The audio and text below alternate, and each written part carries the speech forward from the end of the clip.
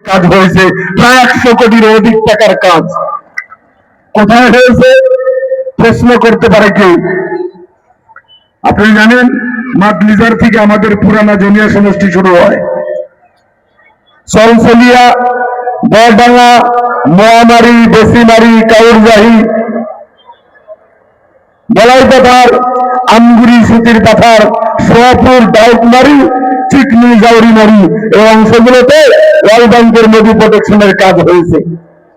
এবার সেকেন্ড ফেজে বাংলিপাড়া, ডাউকমারি, কালামপুর, চাঁদপুর, সোনাপুর, গোবিন্দপুর, কৈমারি, আলিপুর আদি করে চিকনি, জাউরিমারি হয়ে তারাকান্দি, চাকলা পর্যন্ত সেকেন্ড ফেজের কাজ আরম্ভ হবে।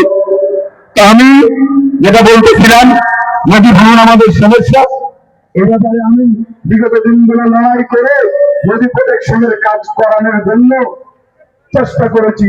ফলে 100 কোটির অধিক টাকার কাজ জমিয়া সমষ্টিতে হয়েছে। পাশেই বাগবর সমষ্টি, সেই আজকের তৃণমূল কংগ্রেসের ক্যান্ডিডেট বন্ধুবর সুলমান আলী সাহেবকে আমি খোলা প্রশ্ন ছেড়েছিলাম, আপনার সমষ্টিতে ব্রহ্মপুত্র বেঁকে আছে, 100 কোটি টাকার কাজ কি হয়েছে?